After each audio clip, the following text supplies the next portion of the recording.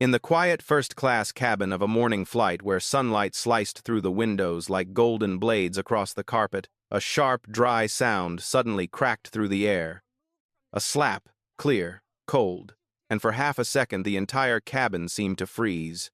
A flight attendant had just swung her hand across the face of a well-dressed black passenger right in front of everyone. No one understood what was happening. They only saw her eyes drop just slightly, as if she was holding herself together by a thread.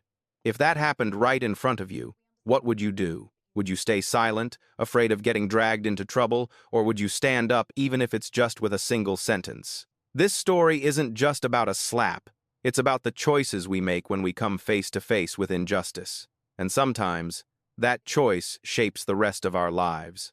If you've ever witnessed something unfair and had no idea what to do, then today's story is for you. Before we begin, if you enjoy these human-centered stories, go ahead and gently tap like, share, and subscribe. It helps me keep telling the stories that deserve to be told. All right then, let's begin. Mornings in Chicago always carry a certain kind of magic. Not too loud, not too rushed, just this quiet pulse that feels like the world is on the verge of something important. The wind coming off Lake Michigan was colder than the forecast promised, sharp enough to make people pull their collars tight as their breath turned into thin white mist. Inside a small townhouse in the South Loop, Diana Caldwell had been awake long before her alarm ever had the chance to ring. She wasn't an early riser because of some polished, successful people habits routine. For her, the only true peace she ever owned was the silence before the world woke up. She brewed a strong cup of coffee, her favorite Sumatra blend, then sat down at the small dining table by the window. The pale blue morning light brushed across her calm but layered face, the kind of face that held thoughts stacked upon thoughts. She opened her laptop and read through the financial report for the noon meeting in Atlanta. A long day was already waiting. Her phone buzzed. HR Department Scholarship Renewal approved for Student 7A. Keep sponsor anonymous! Diana smiled softly, a rare thing for her. She replied, keep it anonymous, always.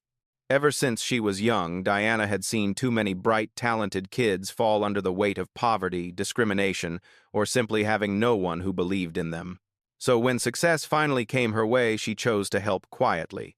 No spotlight, no credit, no thank you needed, just the hope that another life might rise instead of fall. What she didn't know was that the child she was helping was the daughter of the woman who would slap her only a few hours later. Diana took another sip of her coffee. The bitterness pulled her mind back into the present. Today's schedule stared back at her flight SW212 Atlanta, meeting with legal team review discrimination lawsuit files, finalized speech for the board. She was the CEO of StarWest Airlines, a major carrier wrestling with deep-rooted issues in its internal culture. Many pilots, attendants, and managers were still clinging to old habits and sometimes old prejudices. Being a black CEO, a woman and younger than most people expected, Diana understood that her role wasn't just leadership. It was a symbol many wanted to test, or challenge. A few messages from the operations team made her frown. Another passenger reporting discriminatory treatment. She wondered when these things would actually stop. In that moment, a tiny, very human exhaustion slipped into her chest. Am I strong enough for this? It wasn't the first time that question had whispered in her mind. She looked out the window. The first thin layer of winter snow dusted the railing. Chicago was still beautiful, just like when she was a young girl on the South Side, arms full of books, heart full of dreams and fears. Diana had always been strong, but strength never meant she wasn't tired. After finishing her prep, she buttoned her coat and chose a pair of classic black shoes. Nothing flashy, just refined. She liked quiet elegance, understated, calm. Sometimes blending in was the safest way to avoid the skeptical looks she'd often get when stepping into first class. On her way down to the parking garage, she called her assistant. Is the Atlanta case ready? Yes, ma'am. Attorney Evans will meet you in the conference room on the 18th floor. Good. If I'm 5 or 10 minutes late, start without me. She always prepared for flight delays, a small, slightly bitter irony for someone who ran an entire airline. As the car merged onto the highway toward Louisville International Airport, Diana glanced into the rearview mirror. Nothing unusual, just a black woman heading to work. But inside that reflection was a world of responsibility resting on her shoulders. She thought back to yesterday's meeting. One of the shareholders had asked bluntly, "Are you sure you're experienced enough to handle these internal issues?" They didn't say it outright, but Diana knew exactly what they meant. A black woman in the CEO chair. In this industry, she had simply smiled, answering with her steady, trained calm, "I'm not only experienced, I'm patient." But this morning, looking into that same mirror, her heart felt heavier than usual. Strength is hard. Staying calm while being judged is even harder. The car stopped at the departure gate. The driver wished her a pleasant flight. Diana pulled her suitcase behind her, took a deep breath, and stepped into the early morning terminal. She had no idea that in just a few hours, everything she believed about staying calm would be tested by a single slap. A slap aimed not only at her cheek, but at her dignity, her memories, and everything she had spent her life building. She also had no idea that the woman who would strike her was the mother of the child she was quietly helping. And so today's story begins here. The morning rush at Louisville International Airport always carried its own distinct soundtrack. The soft rolling of suitcase wheels over polished tile, the echoing overhead announcements, the mingled voices and hurried footsteps weaving in and out of one another. Chaotic yet familiar. To Diana Caldwell, that sound felt like the heartbeat of the entire industry she was leading, steady, rhythmic, but always hiding the unpredictable. She stepped into the check-in area with a calm presence that suggested she had faced far heavier pressures than anything a typical morning could throw at her. A long gray coat, a compact black suitcase, classic flat shoes. Nothing flashy, nothing signaling authority. Diana never needed that. What she carried instead was composure. As she stood in the first-class line, a cold draft slipped through the sliding doors, making her shiver just slightly. She pulled her collar closer, and for a brief moment her eyes drifted into the distance, caught by an old memory tugging at her from somewhere far away. She was 13 back then, shopping with her mother at a small grocery store in South Chicago. She remembered the cashier's eyes, cold, judging, suspicious. Her mother placed 2 loaves of bread and a bottle of milk on the counter. The cashier said in a voice stripped of kindness, "Does your EBT card even have enough? Or are you going to cause trouble again like last time?" Her mother was a temp nurse. She didn't use an EBT card. That comment wasn't a mistake. It was prejudice, quiet, sharp, and deep. 13-year-old Diana had wanted to scream, to tell the woman she had no right to talk to her mother that way. But her mother had placed a hand on her shoulder, gentle but firm. "It's okay, Diana. Just stand by me." And they walked out of the store in heavy silence. More than 20 years had passed since then, but the sting of that moment, the humiliation wrapped in a single sentence, still lived somewhere inside Diana's heart. A reminder that life would always have eyes like that, and she would have to learn to stand tall beneath them. The TSA security line was crowded that morning, stretching out like a long gray snake. Diana scanned her boarding pass and stepped into the pre-check lane. The TSA officer smiled. "Good morning, ma'am. Have a safe flight." A simple sentence, but it sparked a small, quiet gratitude in Diana. Not everyone treated people who looked like her with respect.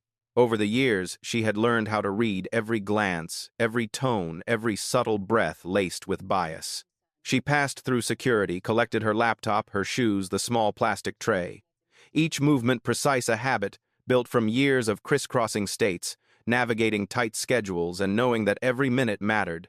Walking down the long corridor toward gate C-17, Diana checked her phone. A message from her assistant popped up. "The board chairman is asking about the Atlanta files. He wants to confirm you'll be there." Diana exhaled slowly. Pressure always had its own weight, one she knew too well. She replied, "I'll be on time. Send the latest summary." But as she slipped her phone back into her coat pocket, her mind grew heavier. She felt like she was marching into a long war, not about finances or strategy, but about people, about prejudice, about change. Being CEO of StarWest Airlines wasn't just managing thousands of employees. It was the burden of transforming a culture that had grown old, sometimes rotten with favoritism and outdated beliefs. There were nights when Diana wondered if she truly had the patience to see it through. She turned into a small coffee shop near the gate. The smell of freshly roasted beans mingled with warm waffle batter. Diana ordered a 12-ounce Americano. The warmth of the cup soothed her fingers, and a little of her fatigue eased. A middle-aged woman sitting near the entrance gave her a friendly smile. "Beautiful coat," she said. Diana nodded, grateful. Just a tiny moment like that was enough to remind her that the world still felt gentle when people chose kindness. When the announcement called first-class passengers to board, Diana rose from her seat, pulled her suitcase behind her, and walked toward the gate, each step steady, measured. But deep in her chest, something tightened, something she didn't have a name for. Some days intuition speaks softly, today won't be like other days. But Diana brushed the feeling aside. She was far too familiar with difficult days. She handed her boarding pass to the gate agent. The agent glanced at it, then offered a warm smile. "Have a wonderful flight, Miss Caldwell." Diana stepped through the jet bridge. The familiar scent of the aircraft surrounded her new plastic, freshly cleaned carpet, the faint metallic note that every airplane carried. She entered the first-class cabin where soft morning light spilled over sleek black leather seats, a space that usually promised calm. A space where she believed respect at the very least was a given. She had no idea that in just minutes she would meet a woman who would change not only her flight, not only her day, but the future of an entire family. A woman named Madison Cole, and Diana had no way of knowing that this very woman's daughter was living on a scholarship Diana had quietly funded. Fate sometimes loves weaving threads in strange ways. That day, two lives that seemed to have nothing in common were about to collide harshly, painfully, but with a truth both of them needed to face.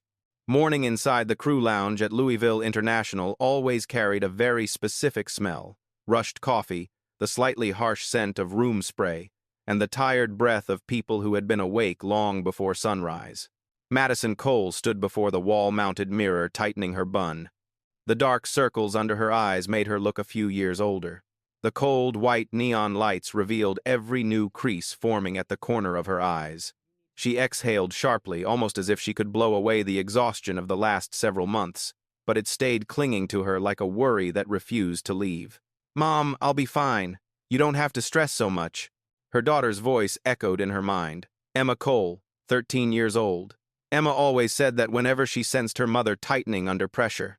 But kids didn't understand hospital bills, rent deadlines, or the expensive private academy tuition that a flight attendant's salary could never cover. If it weren't for that anonymous scholarship, Madison didn't even want to imagine what Emma's future would look like. But not knowing who the sponsor was only made the unease heavier. She hated feeling indebted, hated feeling like she couldn't provide for her own child, hated the idea that her life had drifted far from the one she once envisioned. And when a person becomes too tired, too overwhelmed, they start looking for somewhere to place the blame. Madison knew that. If she could stop herself, she wouldn't be the woman she had now become. She stepped away from the mirror and clipped her name badge onto her uniform. Madison Cole, Senior Flight Attendant, a title she once wore with pride. Now, just a tag she needed to keep wearing so she could keep paying off everything life threw at her. Across the room, a group of young flight attendants laughed at something, their voices bright and carefree. Madison instinctively turned toward them and spotted Lana, a new hire brought in under the airline's diversity initiative. The whispers she overheard the other day came back crystal clear. Lana only got hired because they needed to fill the minority quota. No one said it openly, but Madison heard it. And just like that, another thorn settled somewhere under her ribs. She walked to the equipment locker and grabbed the morning checklist. At that moment, Josh, a younger attendant, stepped over. "Hey, Madison, you're handling first class today?" "Yeah," she replied, her tone clipped. Josh chuckled lightly. "You're always so serious about first class." It was a harmless comment, but it didn't land harmlessly. Serious. Or was she always trying twice, 3 times as hard, to make up for everything in her personal life that felt like it was falling apart? No one knew. No one needed to. She kept going anyway, like a wind-up clock that didn't get to stop. When the short crew briefing began, Captain Reynolds went over the basics of the flight. Madison listened, but her mind drifted somewhere else. This week's medical bill, her mother's medication, the car repair. The message from Emma's advisor she needed an extra tutoring program with an extra fee. Madison swallowed a sigh. Then the captain said, "First class has a few VIPs today. Let's make sure we deliver our best service." Madison couldn't help a faint, bitter smile. VIP. That word always struck something inside her. The people who walked into first class, well-dressed, soft-spoken, refined people whose lives seemed to open doors before they ever reached them. And there she was, serving them, smiling at them, absorbing their moods, their impatience, their entitlement, then going home to canned soup and overdue bills. Somewhere deep inside her, quiet, hidden, and slowly hardening over the years, something had been crystallizing. Something that made her quicker to snap, quicker to assume, quicker to feel slighted, and unfortunately, quicker to judge. Madison, everything okay? Josh's voice broke through her thoughts. Yeah, just didn't sleep much. It was true, but it was also the easiest way to avoid explaining anything more. When the announcement called the crew to board, Madison straightened her uniform, took a long breath, and stepped ahead of the others. The aircraft door opened and the soft cabin lighting washed across her face. She loved this job, or at least she used to. Flying made her feel like she could leave the weight of the world on the ground, the bills, the fears, the mistakes, the past. But that love had been wearing thin in recent years. Madison walked through the first-class cabin for the routine pre-boarding check. She adjusted the headrest covers, inspected the safety kits, switched on the reading lights. Her hands moved with the speed and certainty of someone who'd done this for over a decade. Then, she looked at seat 1A, the best seat in the cabin, usually taken by high-ranking executives or government officials. She stared at it a moment longer than usual. A strange feeling passed through her, not intuition, just fatigue. Another person who thinks they're the center of the universe, she muttered. Boarding began. Passengers streamed in. Suits, luxury bags, polite smiles. Madison kept her professional tone, though the light in her eyes had dimmed long ago. And then, she saw her. Diana Caldwell stepped into first class with a quiet, serene grace, no extravagance, no entitlement, no trace of someone trying to make a statement. Just a gray coat, a small suitcase, a steady gaze. Nothing about her screamed wealth, nothing suggested arrogance. Nothing gave Madison any reason to dislike her, and yet, that calm presence made Madison tense. Something in her chest trembled like a chord slightly out of tune. Diana placed her suitcase in the overhead bin, scanned the cabin, and found her seat, 1A. Madison froze. Her heart kicked once hard without any clear reason. In that small moment, no one on the plane knew that a storm was forming. A storm not from the sky, but from the two women standing only a few feet apart. One woman worn thin by pressure. The other, the embodiment of composed strength. Two lines that should never have crossed. But today, fate decided they would meet at a single point. A very painful one. Just how painful neither of them had the slightest idea. The first-class cabin of StarWest Flight 212 seemed brighter than usual. Sunlight poured in from the windows, laying a soft, warm sheet of gold across the leather seats. And yet the air felt tight, like a freshly tuned guitar string, just waiting for the slightest touch to start vibrating. Diana Caldwell was already settled in seat 1A. She placed her laptop bag in the side compartment, pulled the zipper down quietly, and took out a black notebook she used for personal notes. Every morning she flew out for a meeting, she wrote a short line to center herself. Today, choose calm first. It was a small ritual that had helped her survive dozens of high-tension meetings, negotiations, and encounters with prejudice. But she had no idea that today that single sentence would be tested in a way she had never imagined. Madison Cole stepped into the first-class cabin, wearing the smile she had practiced over 15 years on the job. A professional smile, but if you looked closely, the corners of her lips no longer carried the patience of someone who genuinely loved serving people. She glanced over the seats. 1B empty, 1A occupied. At first, Madison didn't really register Diana. But then, her gaze lingered for one extra second. Just one, long enough for a faint wave of irritation to ripple through her. A black woman, well-dressed, not talking, not nervous, calm eyes. Something about that image rubbed Madison the wrong way, not because Diana had done anything wrong, but because the feeling of not being able to figure someone out always made Madison lose her grip. In her life, the people who bothered her most were usually the ones who were too composed. They made her feel like she was being reflected back, her worries, her flaws, her lack, all thrown into sharper focus. And Diana, without meaning to, walked in as exactly that kind of person. "Good morning, ma'am," Madison said, her tone just a bit sharper than the standard service voice. Diana looked up and gave a small nod. "Good morning." No shrinking.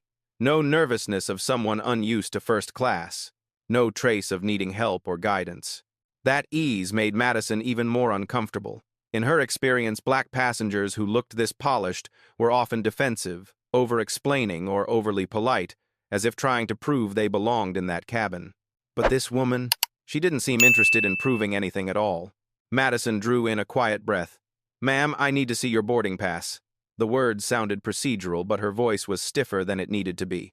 Diana held out her boarding pass, 2 fingers steady on the edge of the card. Madison took it just a little rougher than usual. She glanced at it, then at Diana, then back down again. "Seat 1A, she read slowly, as if she were checking for something suspicious. Diana felt the air shift. 15 years in this industry had trained her to recognize what wasn't being said. But she kept her voice even. "I'm on this flight every week. Everything is correct." Madison pressed her lips together. That calm tone made her feel like she was being treated as if she were wasting time. "Sometimes passengers misunderstand their assigned seats," Madison said, putting a little emphasis on, sometimes a hint buried inside the words. Diana set her pen down and for the first time looked directly at Madison. Her gaze wasn't sharp, wasn't confrontational, just clear. Clear enough for the person in front of her to feel the weight of quiet confidence. "There's no misunderstanding here." A surge of annoyance ran up Madison's spine. Not because Diana was wrong, but because she wasn't reacting like the people Madison was used to controlling. For years, the tiny bit of power she held in the first-class cabin was the only thing that made Madison feel like she mattered. When she asked someone to change seats, they obeyed. When she doubted someone, they got flustered. When she raised her voice, people went quiet. The power wasn't much, but it was all she had. And this morning, that power had just collided with someone who wasn't afraid of it. "Ma'am," Madison said, her tone hardening, "do I need to double-check the manifest?" A question laid like a trap, unnecessary, but delivered as if it were just procedure. Diana knew. Every cell in her body knew what was happening. But she didn't want to turn that moment into a confrontation. She gave a small nod. "If you feel it's necessary, please follow your procedure." The way she said it, calm, almost gentle, made Madison feel as if she were the one being set lower on the ladder, even though she was the one with authority in this space. Madison turned away, irritation simmering. From seat 2A, an older man around 70 watched them with knowing eyes. He'd seen scenes like this play out on many flights, and he knew something most people never said out loud. The biggest conflicts often begin with moments that seem small. Madison returned, forcing her voice into a controlled tone. "Everything seems unusual. I'll have to check things carefully." Diana pressed her lips together. That word unusual had been thrown at her many times in her life. It was the coded word people reached for when they couldn't or wouldn't say what they really meant. That someone like her didn't fit where she was sitting. But Diana only replied softly, "Go ahead and do your job." No argument, no raised voice. That calmness was exactly what made Madison feel like she was losing control. In the corner of the cabin, the young flight attendant, Josh, stood still. He could see things were going sideways, but Josh was only a few years into the job, and he knew the unspoken rules. Don't interfere with a senior. Don't step in unless you're asked. Don't act like you know better. Even so, his heart was pounding. He looked at Diana, then at Madison, and something in him whispered that this wouldn't end with a simple boarding pass check. Madison tapped into the manifest screen and pulled up the passenger list. Nothing out of order. Seat 1A was booked under C, Caldwell. But instead of simply acknowledging that, she walked back, her tone now edged with steel. "Ma'am, sometimes guests book incorrectly or use reward points they're not actually qualified for. I just want to be sure." Diana exhaled, slowly. A breath that sounded like she was trying to hold onto her calm with both hands. "You don't have to worry. All of my documentation is valid." "You're certain?" Madison tilted, her head voice dripping with implication. That was the first moment Diana felt a tightness wrap around her throat, like a string being pulled just a bit too far. But she still answered slowly, "I'm always certain about my work." That answer hit something in Madison. The confidence in this woman, this calm, grounded certainty, shoved every one of Madison's insecurities into the light. Education she never finished. Chances she never had, a life that felt like it kept slipping out of her hands. In that instant, Madison didn't see Diana anymore. She saw everything she wasn't. And sometimes we don't react the worst to our enemies. We react the worst to the people who make us feel small. Madison stepped closer to seat 1A, invading that small bubble of personal space a bit more than politeness allowed. "Ma'am, I need you to cooperate." We don't want any incidents in first class. Diana looked up, her eyes going deeper, heavier. Thank you for the reminder. But so far I haven't created any incident.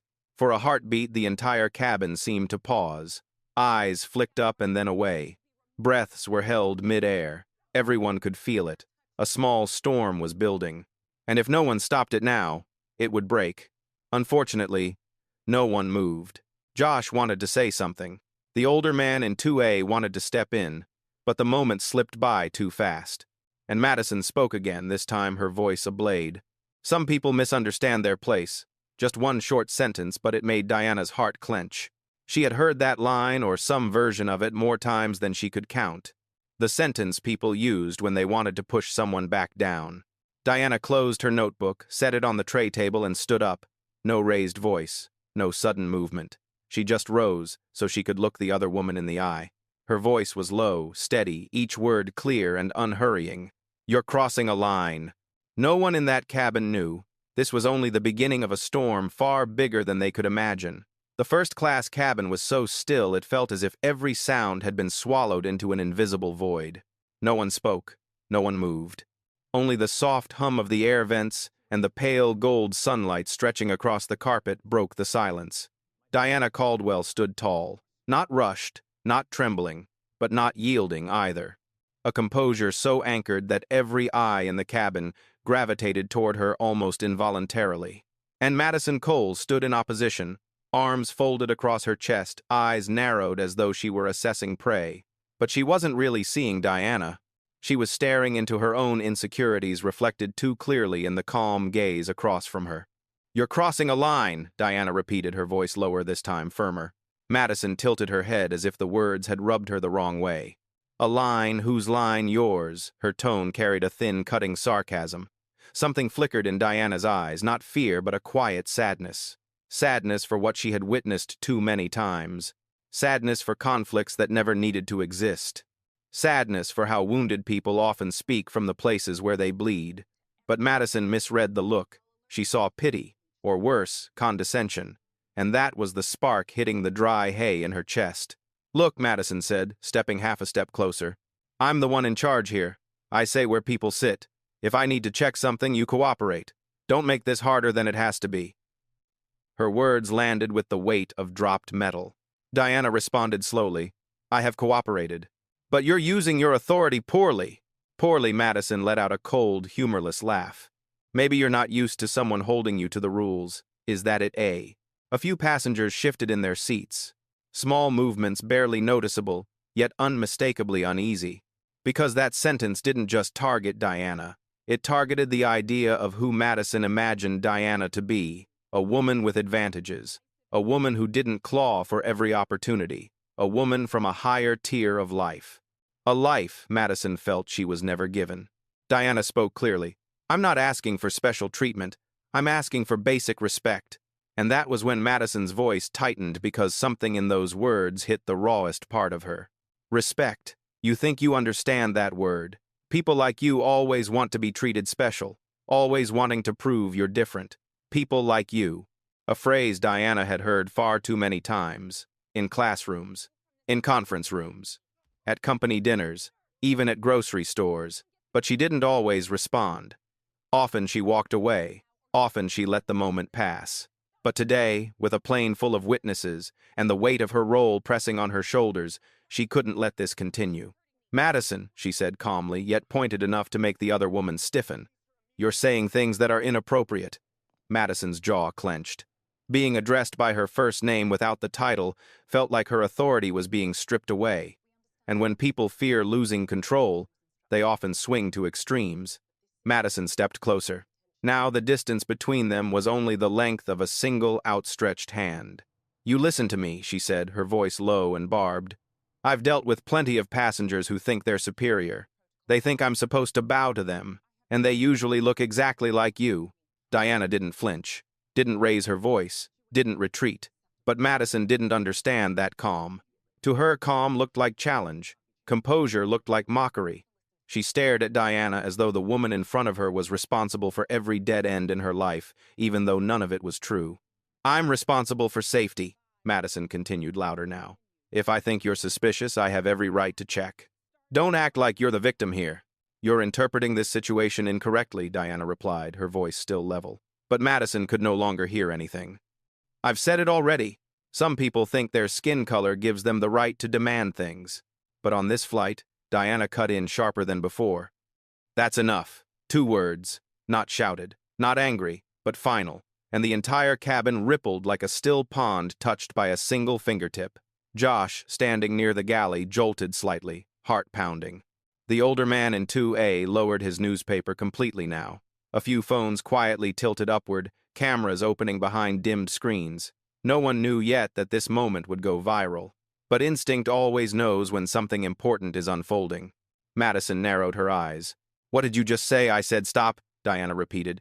Your words are discriminatory. If Madison had paused here just a breath one step back, the story might have ended differently. But she had wandered too far out to return.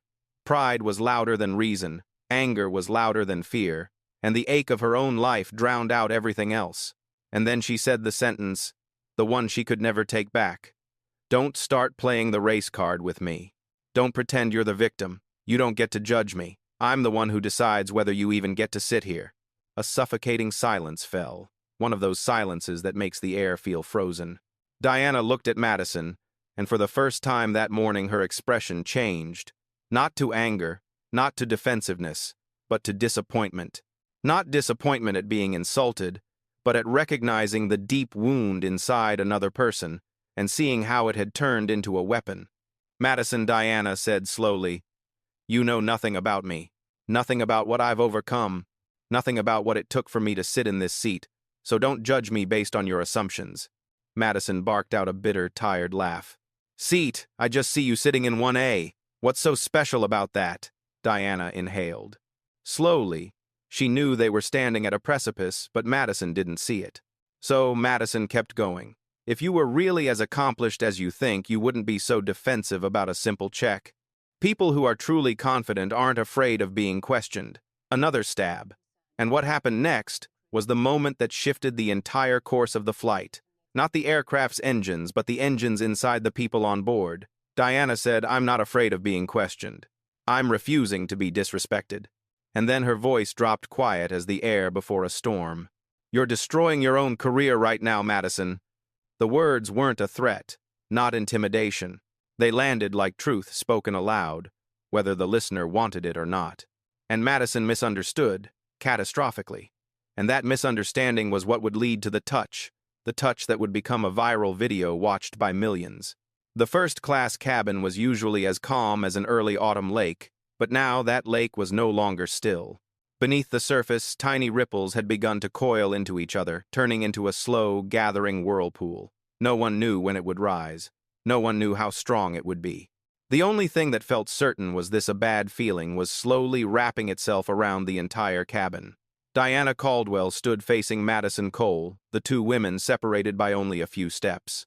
The space normally open and generous suddenly felt small, like a room too cramped to hold. 2 egos stretched this tight. Madison planted a hand on her hip, her eyes sharp enough to cut. So, you're saying I'm destroying my own career?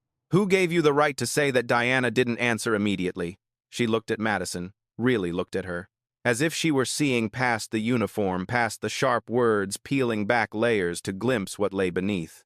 A tired woman. A person under immense pressure, someone slipping out of her own control, but recognizing that didn't mean Diana was going to stand there and accept being mistreated. She spoke slowly, her voice slicing through the tension like a clean blade. I'm not threatening you. I'm telling you the truth. Madison laughed, a short, bitter, painful sound. The truth. The truth is, you think you're important enough to tell me what's going to happen to my career. It's not about what I think, Diana replied. It's about what I'm watching you do right now. Madison stepped closer. You don't know anything about me. Don't pretend you do. You're right, Diana said, her gaze softening.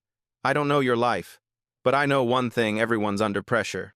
And pressure doesn't give you permission to disrespect people. In that moment, Madison felt exposed. Not because Diana was yelling, not because she was attacking, but because that calm voice was holding up a mirror. The more Madison looked into it, the smaller she felt. Weaker, less, and she couldn't stand that. A man's voice rose from one of the rows behind them. Miss, I think you should calm down. The passenger hasn't done anything wrong. Madison spun around, anger flashing. You stay out of this. This is none of your business. The whole cabin held its breath. Josh stood a little further back, his hand gripping the edge of a seat so tightly his knuckles turned white. He wanted to step in, say something, anything to pull the situation back. But his feet felt pinned by fear. Fear of being the junior who interfered. Fear of breaking the unspoken hierarchy. Fear of choosing the right thing and paying for it. In that moment, the cabin felt very small, and Madison's anger felt very big. She turned back to Diana, eyes reddened like someone who'd lost too much sleep, too much faith, and too much control. You think you're so noble, don't you, Madison said, her voice beginning to tremble. You think you know everything, people like you, Madison, Diana cut in. Her voice was soft, but it paused Madison for half a second. Stop, Diana said. You're stepping into dangerous territory. Madison clenched her fists so hard her nails dug into her palms. She could no longer separate truth from emotion or personal pain from the person she was unloading it on. Don't you dare lecture me, Madison shouted. You have no idea what I've had to do to keep this job, to raise my kid to keep from falling apart. Those words, raw, true, and heartbreakingly honest, shot through the air like an arrow. Diana felt them. She heard the truth in them. She respected it. She stayed quiet for a few seconds. And then she said something that made time slow in the cabin. I know what it's like to fight just to survive every single day. Madison let out a harsh, empty laugh. You fight. You don't look like you've ever gone without anything.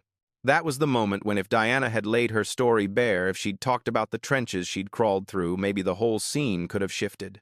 But under the weight of Madison's attacks, all she managed to say was, I know more than you think. Madison didn't hear it. Didn't want to. Couldn't. She thrust her hand out toward Diana like delivering a warning. From now on, you're going to sit there. No touching anything, no calling me, no questions, no complaints. Got it. Diana didn't answer. She just looked at her. A look that was deep, steady, almost painfully calm, the kind of look that says one thing without words, I see you, I see what you're doing. No one likes that kind of gaze. Especially not when it reflects back the wrong they're in the middle of committing. Madison felt judged, looked down on, seen through, and that was the moment she lost control completely. Don't look at me like that, Madison screamed. The entire cabin jolted. Josh dropped a metal tray with a clatter. The older man in 2A sat frozen like a statue. Diana stayed composed. Madison, we need to speak to a supervisor. But that was the worst possible sentence she could have chosen in that instant. Madison exploded. I'm the one in charge here, not you, never you. And then for just a heartbeat so fast, no one had time to process. Madison's hand shot toward Diana's phone on the tray table. Give me that, Madison, don't, but it was too late. Her fingers closed around it. She yanked hard. The phone slipped from Diana's hand. In that split second, prejudice, pride, old wounds, and raw fury all collided into one blazing spark. You don't have the right to take my property, Diana said, her voice low but firm. Madison stepped back, clutching the phone like a trophy. I have full authority to confiscate anything that disrupts this flight, she shouted. That's my phone, Diana answered. And you don't have that authority. I do, Madison screamed. And you are going to stay in your place, Madison. Sit down. The cabin plunged into a silence so thick it felt like the oxygen had vanished. A silence that comes right before a storm tears everything apart. Then, the unthinkable happened. Diana reached out a hand. Give me my phone back. Madison jerked her arm away on reflex. No, Madison, Diana said you need to stop. I said, N-O. And then, in a rush of tangled motion, a sharp breath, a flinch, a wild swing, Madison's arm came up. Her hand, packed with rage, pain, and pressure, crashed across Diana's cheek. A crack snapped through the air. Short, sharp, cold. The world held its breath. Diana staggered just slightly. Her face turned to the side. One cheek flushed red almost instantly. But her eyes stayed steady. No tears, no scream, no retaliation. Only a silence so deep it made everyone in the cabin shiver. Inside that silence, Diana spoke a small, quiet sentence that somehow carried the weight of a verdict. Madison, you've just done something you can't walk back from. The sound of the slap still hung in the air like an aftershock. Nobody spoke. Nobody moved. The first-class cabin was full, yet so silent you could almost hear someone's heartbeat faltering out of rhythm. Diana Caldwell didn't flinch. She didn't cry out. She didn't lash back. She only turned her face slightly, her hand rising slowly to touch the fresh red mark blooming across her cheek. Her eyes didn't flash with anger, didn't tremble with fear. They simply grew, deeper. A depth that made anyone who met her gaze feel a tightness in their own chest. She wasn't weak. She wasn't someone who surrendered her dignity, but she was someone who had lived an entire life confronting injustice. And she knew one truth well: anger doesn't save anyone, but truth does. Madison Cole, on the other hand, stood frozen, her hand still trembling, as if even she couldn't believe what she had just done. What did you just do?" Josh whispered behind her, his voice cracking. Madison whipped around, panic flooding her eyes before she masked it with the familiar sharpness she used to survive her days. I was defending myself. She provoked me. But no one in the cabin believed that, not after watching Diana stand there still and composed, never once stepping forward or raising a hand. From seat 2A, the older gentleman lifted his phone, fingers trembling, but he still pressed record. Because he knew moments like this needed evidence. Not to humiliate someone, but to stop the truth from being twisted later. Diana took in a long breath, a breath that seemed to shift the entire cabin with it. Then she turned back to Madison. Her voice wasn't angry. It carried a chilling calm. "Madison, do you understand what you just did?" Madison's defenses rose instantly, more reflex than thought. I warned her. She was disrupting safety procedures. I have to report this." Diana held her gaze, and Madison felt something tighten in her chest as though she were being pulled underwater. "You just assaulted a passenger who was standing still, in front of witnesses, in front of cameras." "See, cameras," Madison's voice cracked. Diana tilted her head slightly, just enough for Madison to finally notice what she hadn't seen before. More than 6 phones were up, recording. In that moment, not everyone understood the weight of it, but Madison did. Her breath caught, her pulse stumbled. She looked around. The faces watching her were no longer curious, no longer annoyed, no longer detached. They were looking at her like someone who had just destroyed her own life with her own hands. No, you're misunderstanding," Madison cried out. "She provoked me. She ignored protocol." But Diana answered with a single sentence. "I wasn't the one ignoring protocol. I was the one giving it." A stillness fell over the cabin, the heaviest silence of the entire morning. It made Madison take a step back. What are you talking about?"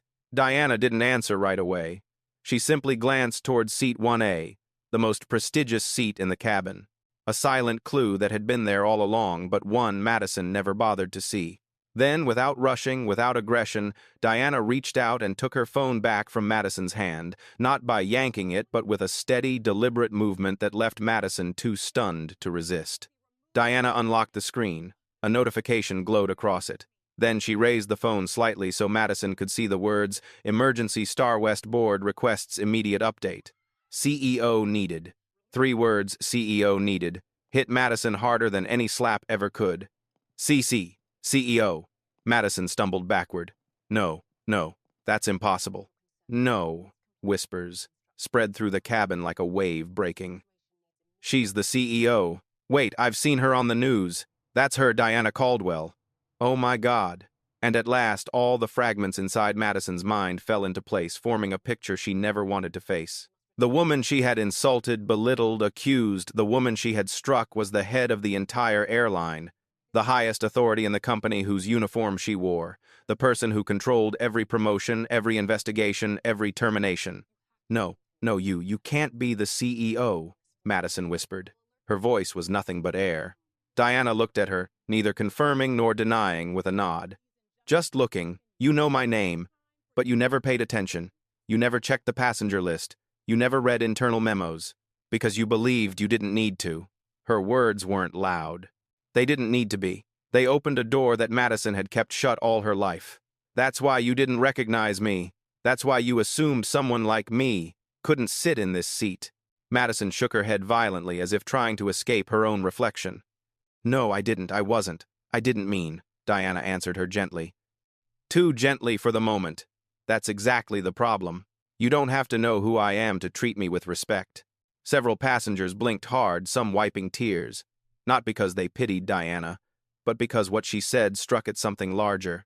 Identity should never determine how we treat each other. Josh stepped forward, his voice trembling but firm. Miss Caldwell. Should I call security? Madison spun toward him, desperate. Josh, please don't. I have a daughter. I need this job. I'm sorry. Okay, Diana. Miss Caldwell, please don't. But Diana didn't let desperation blur the truth. Her voice lowered, steady as steel. An apology doesn't erase the action. It doesn't erase the prejudice. And it doesn't erase the slap.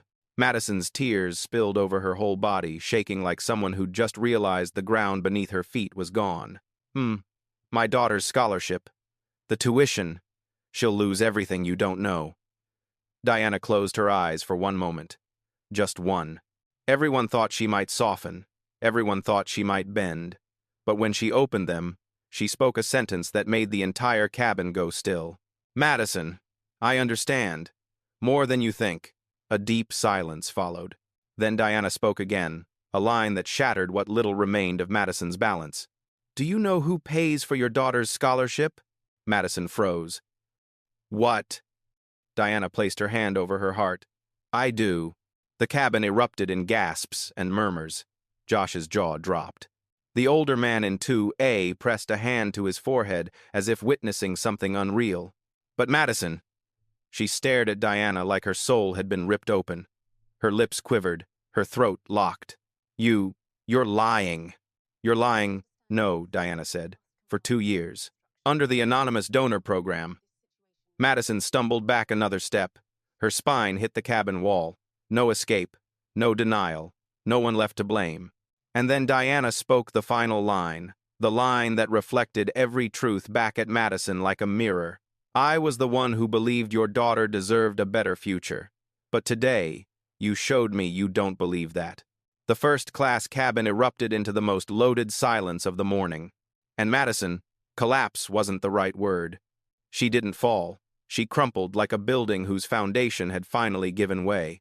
The first-class cabin was so silent, it felt like even the sound of people breathing was being swallowed by the air itself. No one moved. No one dared blink. Madison Cole had sunk into the nearest seat, both hands pressed over her face. In that moment, she was no longer the seasoned flight attendant, no longer the strong single mother, no longer the woman who had just slapped the CEO of an airline. She was simply a human being standing on the edge of a cliff, staring down at consequences she could never undo. No, this can't be real. Madison's voice came out in broken fragments as if torn from a raw throat. Diana Caldwell was still standing. She didn't move forward. She didn't step back. She didn't lash out. She was just quiet. A quiet so heavy the entire cabin felt like they were witnessing something far bigger than a heated argument, bigger than a delayed flight, bigger than one bad day. Finally, Diana spoke, her voice calm, low, and as cold as a blade of steel. Madison, do you know why I pay for Emma's scholarship? Madison slowly lowered her hands. Her eyes were bloodshot, afraid, scattered, desperately trying to hold on to whatever was left. Why? Her voice was barely more than a breath. Diana looked ahead as if reaching back into something very far away.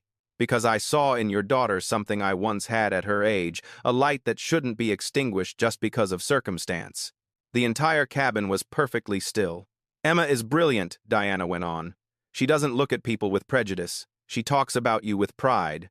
She wrote a letter, I still have it, saying she wants to be as strong as her mother. Madison's hand flew to her mouth. A choked sob slipped out before she could stop it. Diana lowered her head slightly as if placing a deeply personal story onto the scale of everyone's conscience. I grew up in a poor neighborhood in Detroit. I was once helped by a stranger, too. Someone who believed a black girl like me deserved a chance, even when society thought otherwise. A few passengers exhaled shakily. Someone wiped away tears. So, when I read Emma's letter, I knew immediately I had to help. Her gaze returned to Madison, steady, honest, without hatred or triumph. But this morning, you showed me something. Sometimes we give opportunity to the ones who deserve it, but it's the adults around them who end up throwing it away. Madison bowed her head. Her shoulders shook in small, broken waves. Captain Reynolds now stood at the front of the cabin, hands clasped in front of him. He had been silent too long. This was beyond the typical authority of a captain. Miss Caldwell, he said quietly, security is waiting outside the jet bridge. Do you want me to bring them in? Madison's head snapped up instantly. No, please. She lunged forward, grabbing Diana's sleeve. Diana, I'm sorry. I'm really truly sorry. My daughter, she needs me. I swear I didn't know who you were. I was just stressed. I didn't mean to be racist. Diana pulled her arm free. Not violently. Just enough to make it clear a boundary had been crossed. Madison. Her voice was slow and measured. A slap is never an accident. The words hit Madison like a second strike this time from the truth. It's not about me being CEO. It's about me being a passenger. A human being. And you did not respect that. Diana turned to Captain Reynolds. Captain, I don't want to disrupt this flight any more than we have. But before I decide, I need to know one thing. Reynolds nodded, cautious, respectful. Yes, Miss Caldwell. Diana faced Madison again, her eyes locking onto a woman who had completely lost her sense of direction. Can you tell me? The real reason you unloaded all your anger onto a woman you had never met before today? The airplane felt like it had stopped moving. No hum, no rustle, no idle camera clicks. Just the breathing of someone standing exactly between total loss and a chance at redemption. Madison opened her mouth, but nothing came out. She had never faced that question before. Not from anyone else, not from herself. Madison. Diana's tone softened, but not weakly. You don't need to say what's right. You just need to say what's true. A long time passed. Then Madison broke. She started sobbing, no longer the controlled, tough professional, but a woman who had carried too much for too long. I'm so tired. Some passengers looked down. Those tears weren't pretty, but they were real. Madison struggled to breathe between words. Every day I fight. I do everything I can to give my daughter a better future, but I always feel like I'm losing. I always feel like I'm being replaced. I watch younger, prettier people get favored over me. She swallowed a sob, then said something no one in the cabin expected. And I'm jealous of successful black people. I know it's wrong, but I don't know how to pull it out of myself. A woman in 3B lifted a hand to her mouth. A man in 1C lowered his head. Madison kept going. I don't hate you. I hate what you represent. Success, freedom, power. Everything I've had to scrap and claw for, and still never seem to have enough of. Diana stood silently, not cold, not unmoved. She listened, truly listened to a pain that was ugly but honest. I'm sorry, Madison whispered through tears. But I don't know any better way to escape my life than to blame someone. And this morning, you were standing right in front of me. Diana drew in a deep breath. She was clearly wrestling with herself. Not with Madison, but with her own heart. Forgiveness was part of who she was. But the responsibility of a CEO and the sting of the slap wouldn't let her be careless. A long stretch of silence followed. Finally, Diana spoke. Madison, I know what it feels like to be pressed so hard by life that you can't see a way out. I've been there. I've stood where you're standing. But exhaustion doesn't give you the right to hurt people. Her voice was quiet but heavy. You didn't slap me because I'm a successful black woman. You slapped me because you saw in me something you've convinced yourself you could never be.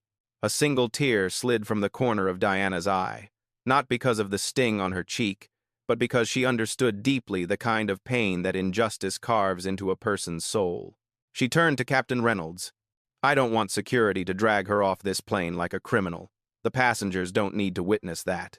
Madison exhaled in shaky relief, but she misread the moment entirely, because Diana continued, her voice sharpening like glass. But she will leave this flight, and she will leave StarWest immediately. The cabin froze. Madison's legs gave out. She crumpled, no longer able to stand under the weight of it. Diana delivered her final verdict. It's not because she slapped me. It's because she slapped what we're trying to build, a place where every person is worthy of respect. A woman in 2D burst into tears. Someone behind whispered, That is leadership. Madison could only bury her face in her hands, tears dripping onto the floor. And Diana, she turned back toward seat 1, resting her hand on the headrest for a moment, taking in one long, steady breath. Like someone who had just walked through the hardest part of a journey called keeping your dignity while being humiliated. The cabin door opened. Bright white light from the jet bridge poured in, stinging Madison Cole's tear-swollen eyes as if reminding her that this doorway didn't just lead out of an airplane. It led out of the life she had been desperately clinging to. Two airport security officers waited outside. They didn't touch her. They didn't handcuff her exactly as Diana Caldwell had requested. But that gentleness, that quiet, respectful distance, made Madison tremble even harder, as if the world was forcing her to face the truth. Her downfall didn't require shouting or force. It came from inside her. When Madison stood, Josh lowered his head. Not out of contempt, but out of heartbreak. "Madison," he whispered, almost hoping the moment could rewind itself. Madison gripped her bag strap so tightly her knuckles went white. She didn't look back. She couldn't. Because if she saw Josh, she would cry. And if she cried, she would break. And today she wasn't allowed to fall apart where others could see. As Madison stepped out of the cabin, a heavy silence settled over first class. No one clapped. No one cheered. No one felt triumphant watching someone lose their career. They just exhaled. Exhaled because truth had finally been put back in the right place. Exhaled because they all recognized what had just happened would stay with them as a lesson, a warning, a reminder of what humanity owes one another. Josh slowly closed the cabin door. Captain Reynolds approached Diana. "Miss Caldwell, I sincerely apologize for not stepping in earlier." Diana looked at him, not with anger, not with accusation, but with a gaze that made a person examine themselves. "Captain," she said softly, "responsibility doesn't just rest on Madison. It rests on the system when no one questioned her behavior before today." Reynolds bowed his head, and for the first time in his long career, he felt he needed to relearn what leadership truly meant. When the flight finally took off nearly 40 minutes late, the passengers still held on to that strange, profound silence, the kind that follows witnessing something right happen at a cost that feels almost too heavy. Diana took her seat again in 1A. As she reached for her seatbelt, her hands trembled just slightly, but enough for Josh to notice. He approached quietly. "Miss Caldwell, if you'd like a glass of water, or—" Diana gave him a small smile. "I'm all right, thank you." But her eyes said otherwise. They said her heart, strong as it was still human, still capable of hurting, still carrying the weight of staying composed for too long. The plane lifted from the ground. As the wheels left the runway, Diana closed her eyes. And in that gentle lift, the pressure of the morning finally crashed through her chest. She didn't cry, but something deep and painful tugged inside her ribs. A single question echoed. Could I have done anything differently, not to justify Madison's behavior, but because Diana was the kind of person who always wanted to believe the kinder path existed? A teacher once rescued her from society's prejudice. She believed kindness could still create change. But today, she faced a harsher truth. Sometimes kindness needs boundaries, and boundaries often hurt the person who draws them. Josh stepped up again softly. "Miss Caldwell, if you don't mind." He placed a warm cup of tea on her tray. "I thought you might want something warm." Diana opened her eyes and smiled with real gratitude. "Thank you, Josh. And thank you for trying to step in earlier. I noticed." Josh straightened, but his voice shook. "I've seen things before, but today, I realized I've stayed silent too many times." Diana nodded gently. "That's a good first step." He lowered his gaze, eyes damp. "I just wish I had spoken up sooner, Josh." Diana's voice softened further. "What matters isn't how long you stayed silent. What matters is what you choose to do from this moment on." Something in Josh's posture tightened, like he'd just been handed a new spine, a new courage. Near the back of the cabin, passengers whispered, "I've never seen a CEO handle something like that." She was so calm. If it were me, I'd have collapsed. No, I think she did collapse, just not on the outside. I wish more companies had leaders like her. Their voices were soft, but Diana heard them, and they made her sit a little straighter, not out of pride, but duty, because she knew this morning wasn't just a clash between two women. It was a microcosm of a much larger problem, a problem wrapped in silence, old habits, and unchallenged bias within the airline industry. She opened her laptop. The board meeting she was late for lit up the screen. Caldwell Chairman Walker's voice came through. "We just saw the passenger footage." "Are you all right?" Diana answered steadily. "I'm fine, but StarWest isn't, and we have work to do." No one interrupted. No one objected. They all knew what their CEO had endured today and what it meant. Diana continued, I want to launch a special investigation. Not to punish, but to rebuild what's been broken at the roots. Another voice chimed in. We'll support it. The video is spreading online as we speak. Diana closed her eyes for a beat, not in fear, but in recognition. Every big transformation begins with chaos.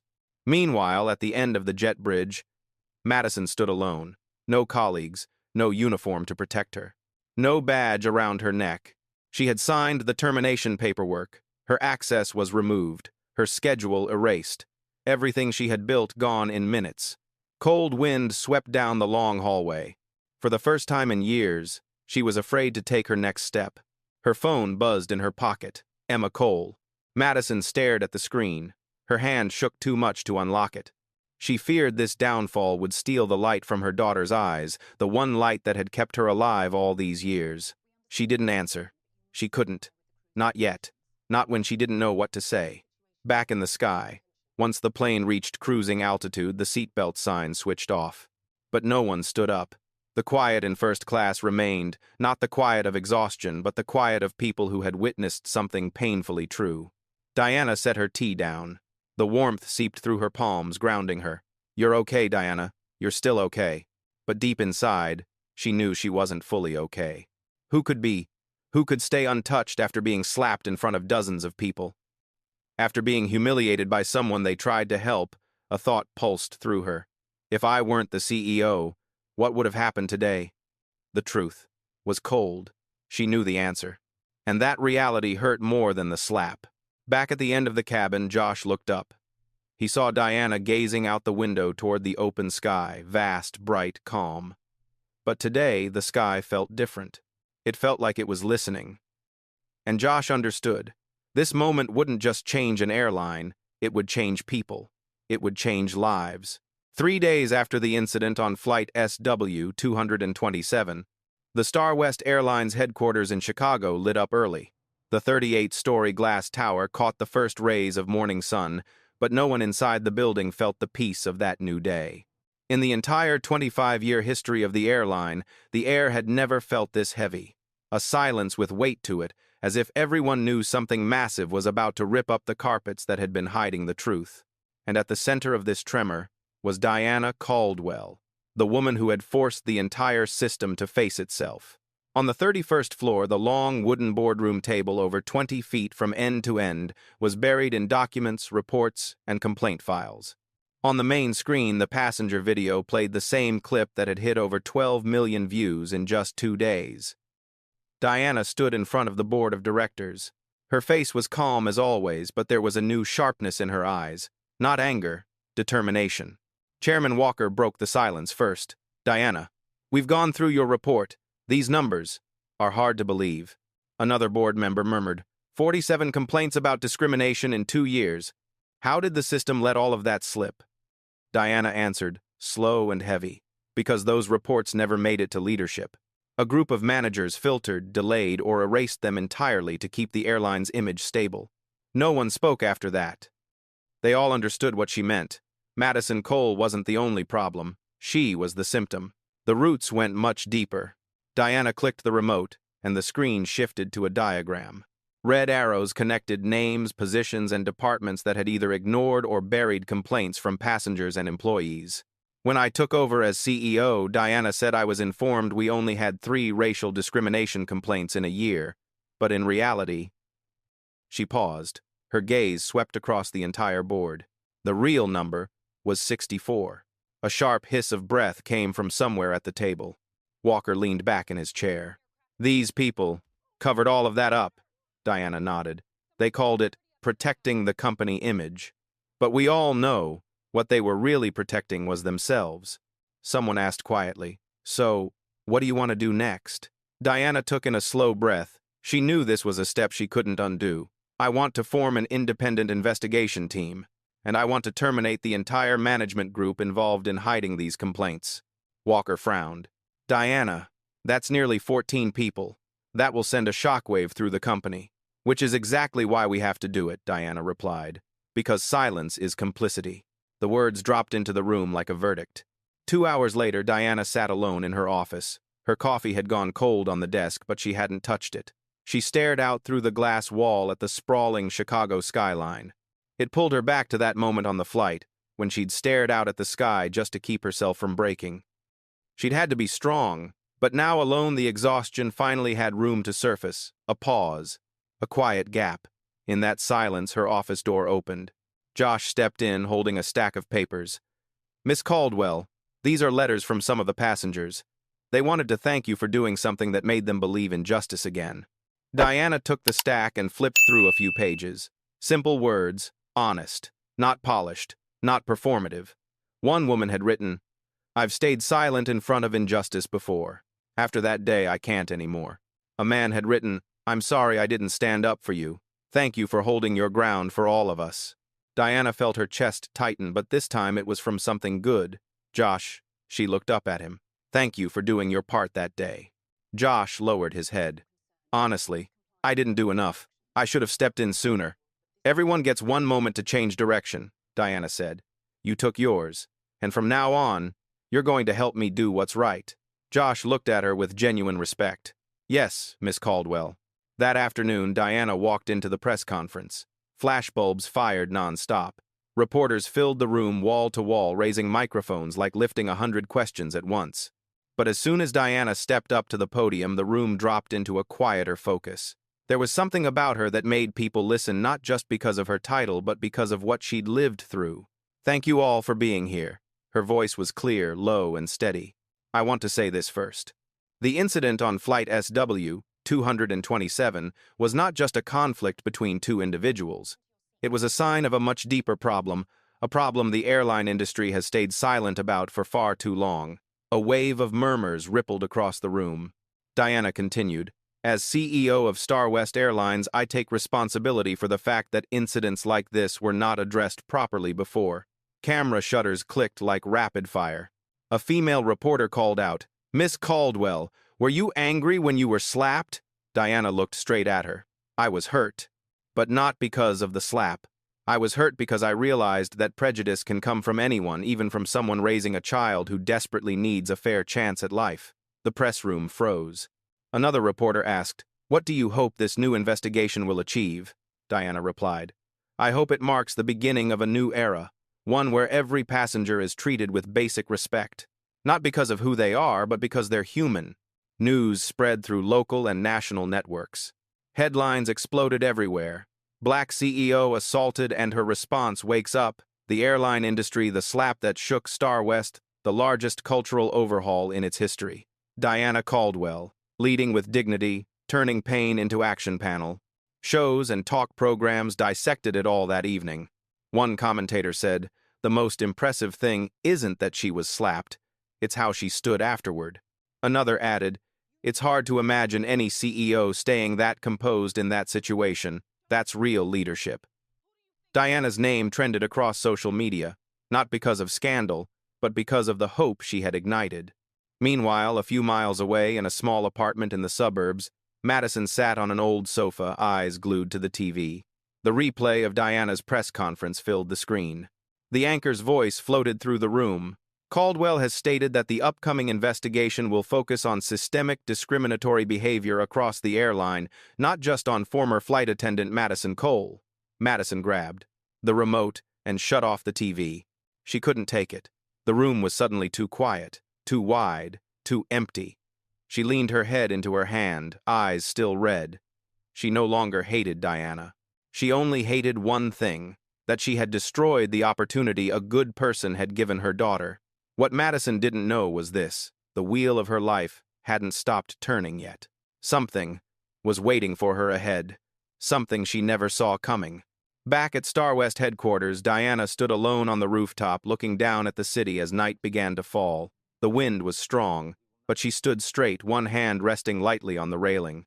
A small question whispered in her mind. Am I really making things better? Then she remembered Josh's eyes, the passengers' letters, the people who had stayed silent that day now beginning to speak. She smiled just a little. Not the smile of someone who'd won, but the smile of someone who knew they were finally walking in the right direction. Softly, almost to herself, she said, All right, Diana. Tomorrow, we keep going. Nearly 2 months after the incident on Flight SW 227, the Chicago sky hung heavy with the color of ash. Low clouds draped themselves across the tops of buildings, carrying a cold draft that slid into every corner of the city. The federal courthouse of Northern Illinois lit up early. A long line of reporters stood at the entrance, microphones raised, cameras fixed on the large wooden doors where the hearing would take place. At the center of today's attention was Madison Cole, the former flight attendant whose single moment of prejudice had detonated her life and career. The woman who once strode confidently in a navy blue uniform, now hunched inside a thin gray coat, gripping her bag strap like it was the last fragile thread she had left. Inside the courtroom, Diana Caldwell entered through a side door, upright posture, steps light but steady. No one looked at her as the victim of a slap anymore. They looked at her as a symbol of composure and dignity. As Diana took her seat in the witness area, her gaze drifted briefly toward Madison. No hostility, no retaliation, only sadness.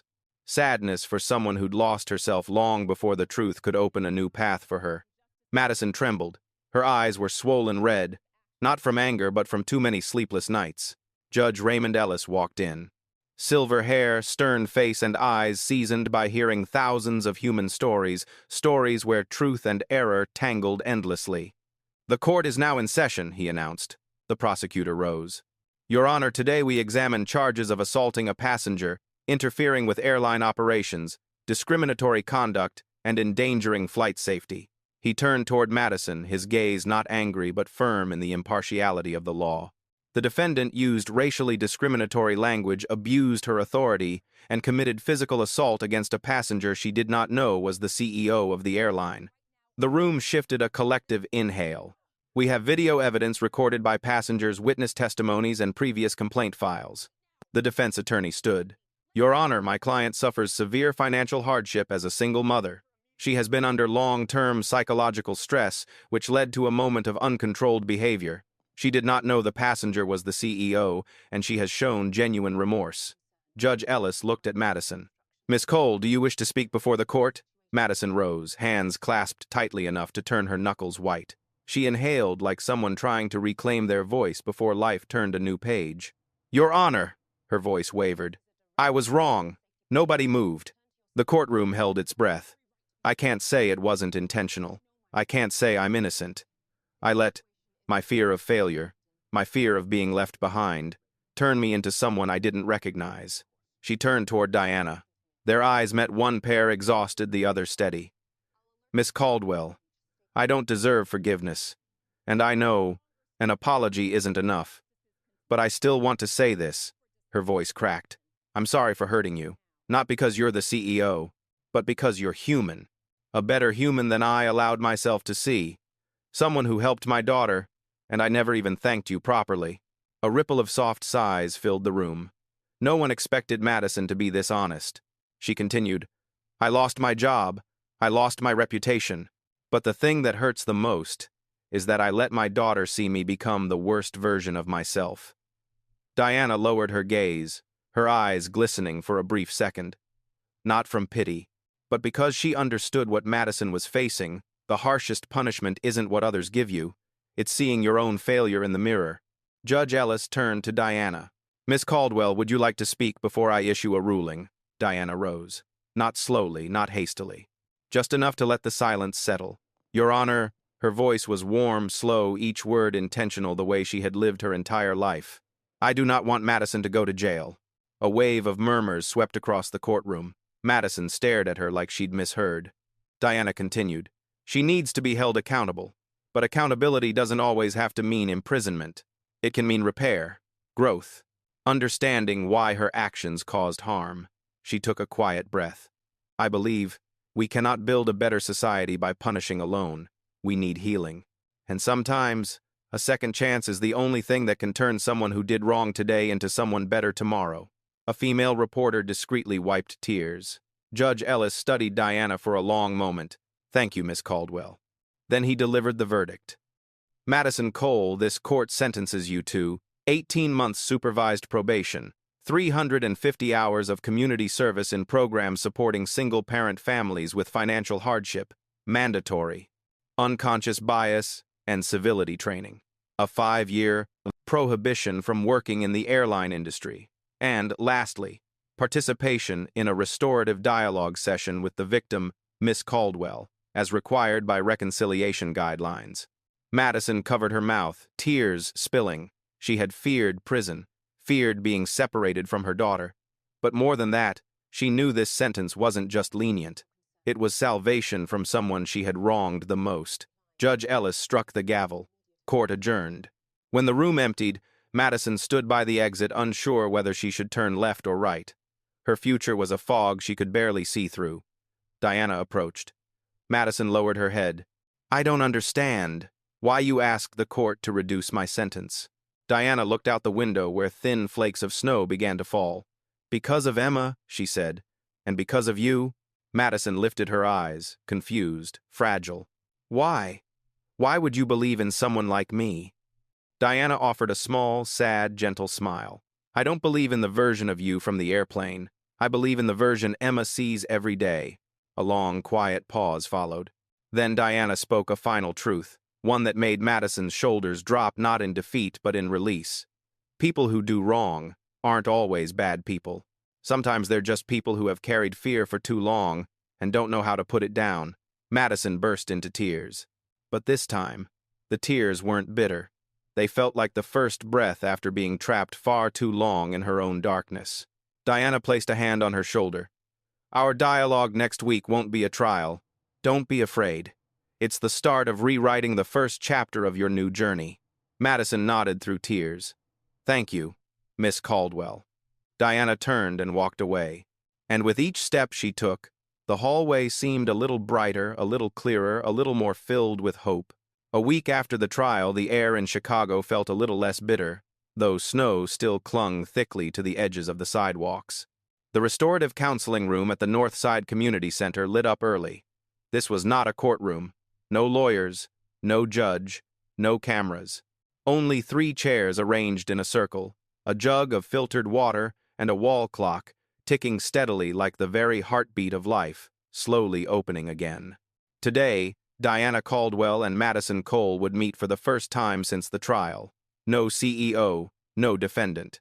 No law standing between them, just 2 human beings, carrying 2 different pains. Madison arrived early. She sat near the door, hands resting on her knees, palms sweaty. She wore a dark blue sweater, hair neatly tied back, bare-faced with no makeup. She did not try to appear strong. She did not try to hide. She just sat there as if waiting for something more important than forgiveness. She was waiting for the chance to become a better person. When the door opened, Diana stepped in. Light from the hallway fell over her shoulders. Her face was calm, her posture gentle yet grounded. No forced smile, no distance, only the presence of someone ready to truly listen. "It's good to see you again, Madison," Diana said softly. Madison stood quickly. "Miss Caldwell, thank you. Thank you for coming." Diana smiled. "I'm here because we both need today." They sat down. The room felt warmer, as if illuminated by the genuine intentions of both. The dialogue facilitator, Evelyn Harris, a brown-skinned woman around 60 with a deep, gentle voice, began, "Today is not about blame or argument. Today is about understanding, about healing, about transforming what happened." She turned to Madison. "Madison, you may start. Speak what you could not say in the courtroom." Madison swallowed, drew a deep breath, and let her heart speak. "Miss Caldwell, I think about that day every night."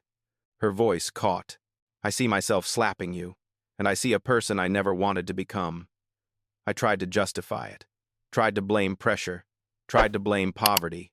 But the truth is, in that moment, I hated my life so much that I poured it out on someone who had done nothing wrong." Tears began to stream. "I've taught Emma to be strong, to be kind, to respect everyone. But that day, I did the opposite. And I regret it every time I look into her eyes." She reached for a tissue, hands trembling. "I know you don't need forgiveness. I know I don't deserve it. But I want you to know. I've started therapy. I'm learning to control my emotions. I'm trying to become the woman Emma believes I am." Madison clutched the tissue tightly. "I'm sorry. Not just because you are CEO, but because you are the only one who believed Emma deserved a chance, even though you never met her." Diana listened deeply, without interruption, without judgment. Her eyes glimmered softly, true empathy. Evelyn turned to Diana. "Now it's your turn. What would you like to say to Madison?" Diana drew a slow breath. She placed her hands on her knees as if setting down a bit of the weight from that day's memories. "That day, when I was slapped, it didn't hurt immediately," she said. Madison looked up, surprised. "The pain came after, not because of the slap itself, but because I realized, no matter how much I've achieved, no matter that I'm CEO, no matter how much I strive to create an environment of kindness, someone could still see me, and only see my skin color." No one spoke. No one breathed sharply. Diana continued. "It took me many years to learn not to let prejudice destroy my trust in people. But that day, for a few seconds, I felt like 25 years of effort were pulled back to square one." Her eyes wavered slightly. "But then I saw Josh. I saw the old man in seat 2A. I saw the other passengers, those who were silent but understanding. And I realized if I had reacted with anger, I would have become exactly the person prejudice wanted me to be." She looked directly at Madison, no blame, only truth. "I chose to stand firm, not to be stronger than you, but to remind myself that I deserve respect no matter what anyone thinks." Madison covered her mouth, shoulders trembling. Diana spoke slowly. "Madison, I do not hate you. I just feel sorry for you, because you didn't see your own worth before seeing the color of someone else's skin." Those words made Madison cry, not out of pain, but because someone finally saw her, without judgment. Evelyn gently said, "Now both of you share one thing you wish to aim for in the future. Not for the past, but for yourselves." Madison wiped her tears. "I want to learn to see others through Emma's eyes. She doesn't see skin color. She sees the heart." Diana smiled, warm and genuine. "I want to turn that day's experience into a step forward, not just for me, but for those who will board a plane in the future, hoping to be treated as human beings." Evelyn nodded approvingly. "And now, do either of you want to speak directly to each other?" Madison lifted her head, eyes red but brighter than before. "Miss Caldwell, if one day Emma asks me, 'Mom, what did you do to become better?' I want to say, 'My daughter, I spoke the truth, and I changed.'" Diana met her gaze, softening. "And if Emma asks me, 'Do you trust my mom?' I want to answer, 'I trust the mother you love.'" In that moment, the air in the room seemed a few degrees warmer. No one spoke, yet everyone felt it. Something had just been mended. Not just between the two women, but between two worlds.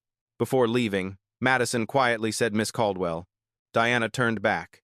Madison drew a deep breath, eyes sincere and deep. "Thank you for not turning my life into a sentence. You turned it into a door." Diana stepped closer, lightly, placing her hand on Madison's shoulder. "The door is open now, Madison. Walking through it, that's your choice." Madison nodded. For the first time in months, she felt something she thought she'd lost forever: hope. As Diana stepped out, the afternoon breeze lightly tousled her hair. Josh stood in the hallway, files in hand. "Miss Caldwell, how did the dialogue go?" Diana looked out the window where the white snow was slowly melting from the sidewalk. "It went exactly as it needed to," she said. Then she turned to Josh, offering a gentle smile. "Josh, sometimes the greatest healing isn't in an apology. It's when two people look at each other and see themselves reflected." Josh nodded, feeling something far deeper than words. "Do you think Madison will be okay?" Diana replied. "No one heals instantly, but she's taken the first step. And sometimes, the first step is a lifetime." She walked toward the elevator. A new chapter awaited both women, though their paths were entirely different. But from today onward, they were no longer bound by a slap.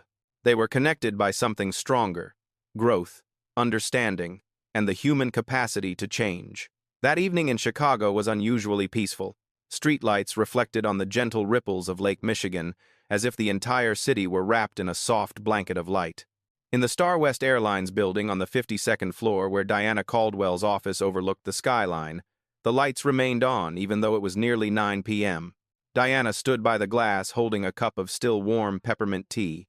She gazed down at the vast city below, a place where millions of lives intersected every day, each carrying untold stories. This morning, an internal report landed on her desk, noting something remarkable. This quarter, StarWest achieved the highest customer satisfaction in its history. Not because of promotions, not because of new planes, but because of the change in the hearts of each employee. And that change had begun with a slap she had never anticipated. But life does not always use words to remind us of what is important. Sometimes it uses pain, a soft knock at the door. "Miss Caldwell, may I come in?" Josh Turner's voice came from outside. "Come in, Josh," Diana said with a smile. The young flight attendant stepped in, carrying a stack of files and his familiar tablet. Though months had passed, his eyes still held that deep respect for the woman who had transformed their workplace. "This is the latest update on the empathy training program you requested," Josh said, placing the documents on the desk.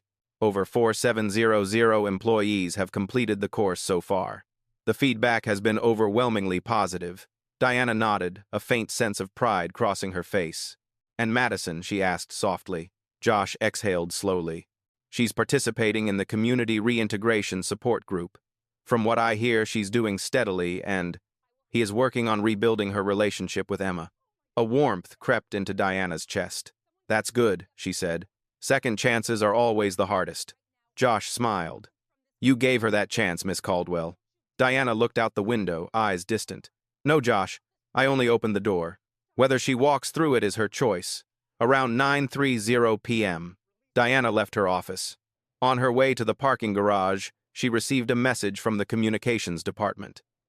"The airline's anti-discrimination campaign video has officially reached 40 million views." She paused. 40 million. Not because her story was exceptional. Not because everyone loves drama. But because millions saw themselves reflected in that pain. Those who had been offended. Those who had been underestimated. Those who had remained silent when they should have spoken up. The story of Flight 782 was not just about her and Madison.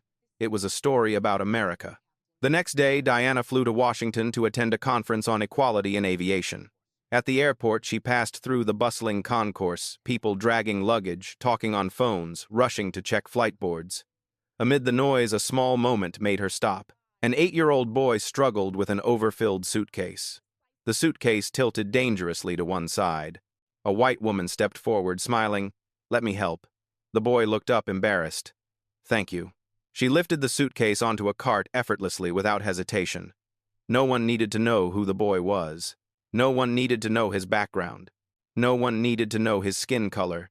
She simply helped. Diana smiled. A simple moment, yet proof that the world was still moving toward goodness, slowly but surely. At the conference, Diana was invited on stage as the CEO, who had led a cultural reform with national impact. Before hundreds of officials, journalists, and experts, she stood under soft lights, her voice clear, deliberate, just as she had spoken as a child. Whenever she wanted to be truly heard, "I am not standing here today because I was strong in the end. The moment I was insulted," she began. "I am standing here because I refuse to be silent." The audience fell silent. We do not change people by punishing them. We change them by reflecting the truth and giving them the opportunity to see themselves in it. Diana looked down at the first row where 3 young StarWest flight attendants watched intently. They were the new generation, the generation that would shape aviation for the next 20 years. "I was slapped," Diana said, "but that slap didn't remind me of fear. It reminded me that when we remain silent in the face of discrimination, we become complicit." A soft round of applause broke out, then swelled.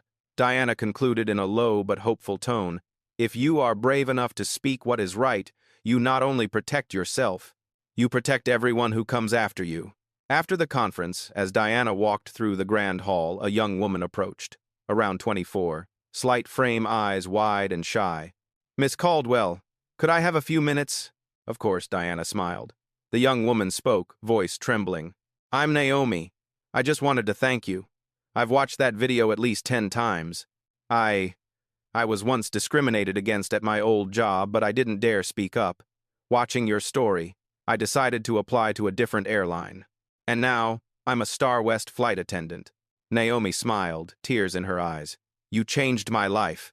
Diana gently placed a hand on Naomi's shoulder. "No, Naomi. You changed your own life. You only needed a mirror to see your own strength, and you found it." Naomi laughed through her tears. You make it all sound so simple. Diana shook her head. Not simple. But it starts with a small choice that you deserve respect, and anyone can do that. That evening, Diana returned to her hotel. She opened a window, letting the night breeze sweep in, carrying Washington's characteristic chill. She took her leather journal from the desk and wrote a few lines, a habit she had kept since she was 14, after a teacher underestimated her simply because she was a black student.